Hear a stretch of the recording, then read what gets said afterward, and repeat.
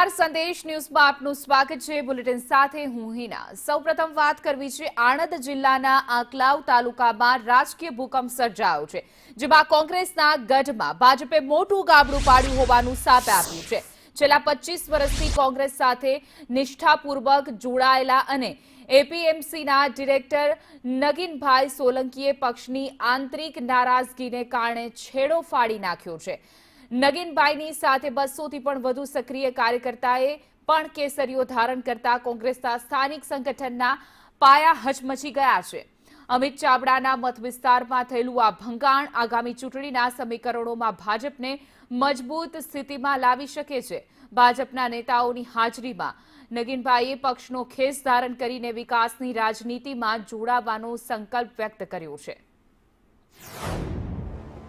જે રીતે આદરણીય પ્રધાનમંત્રી નરેન્દ્રભાઈ મોદી સાહેબની વિચારધારા સાથે જોડાઈ રહ્યા છે, એમને ક્યાંય અન્યાય નહીં થવા દઈએ અને ભારતીય જનતા પાર્ટી એમના દ્વારા આંકલાવ વિધાનસભામાં પણ જે વિકાસના કામો છે એ વિકાસના કામો પણ પૂર્ણ કરશે